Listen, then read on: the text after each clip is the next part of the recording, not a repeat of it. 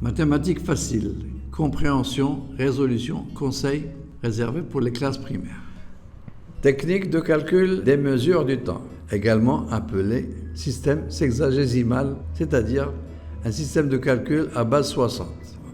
Nous allons expliquer ci-après, à travers de nombreux exercices, cette nouvelle technique, nouvelle pour nos élèves, mais très facile à assimiler.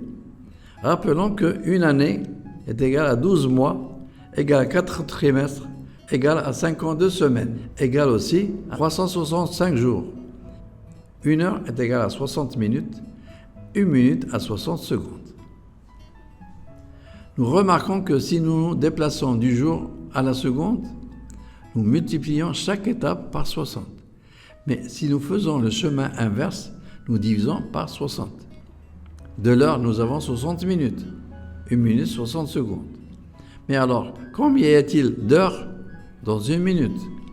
Réponse, dans une minute, il y a une heure sur 60.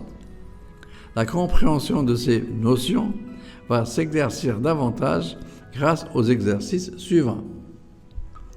Addition et soustraction de ces nombres. Avant de passer à ces opérations, nous allons faire quelques conversions. Dans 4 heures, il y a combien de minutes? Pour le savoir, nous multiplions 4 par 60 minutes, égale 240 minutes. Un problème inverse, 180 secondes. Dans 180 secondes, combien y a-t-il de minutes? Alors nous faisons 180 divisé par 60 égale 3 minutes. Dans 3 heures 25 minutes, il y a combien de minutes? 25 minutes, c'est déjà converti. Nous convertissons les 3 heures.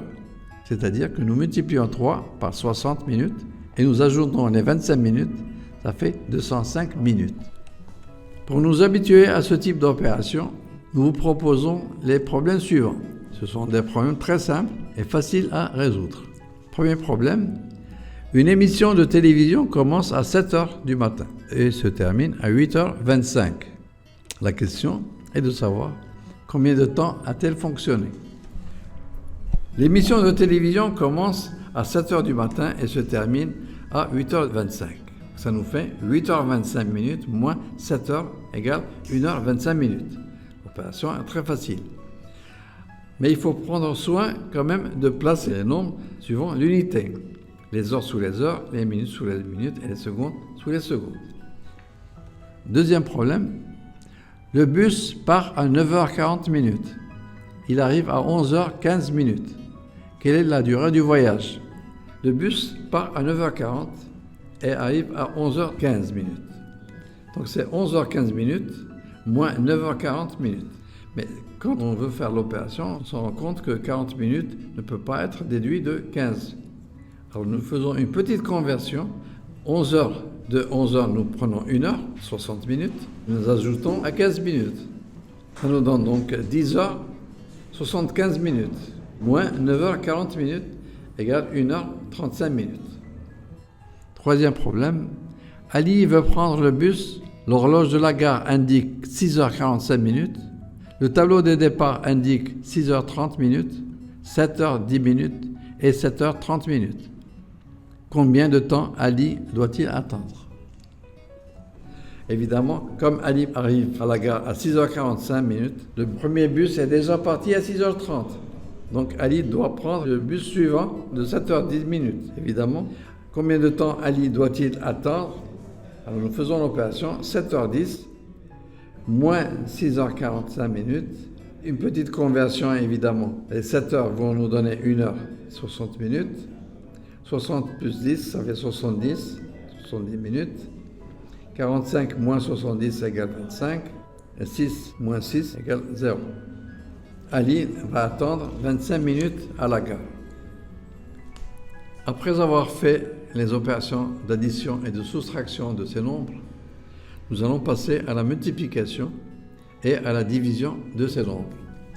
Posons l'opération 1 heure 12 minutes 35 secondes multipliée par 12. Alors pour cette opération, nous allons faire l'opération suivante.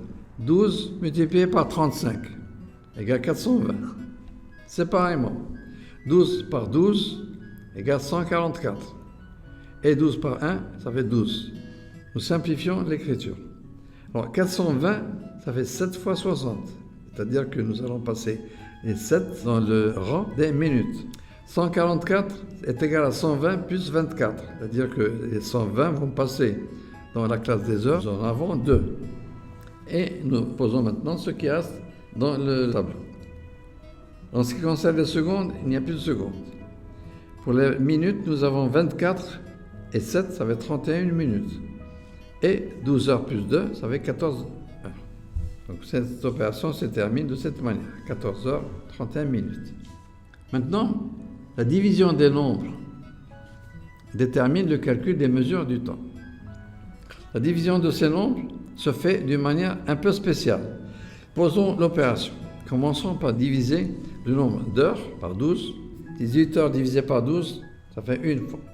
1 fois 12, 12. De 18, ça fait 6. Nous convertissons les 6 heures en minutes. Donc 6 fois 60, ça fait 360. Que nous ajoutons au nombre 35 minutes. Et 395 minutes divisé par 12 nous donne 32 minutes. 32 minutes, ça nous donne en fin de compte 11 minutes au reste que nous multiplions par 60 pour avoir les secondes. Ça fait 660. 660 plus les 36 secondes, ça fait 696 secondes et ça nous donne un reste nul.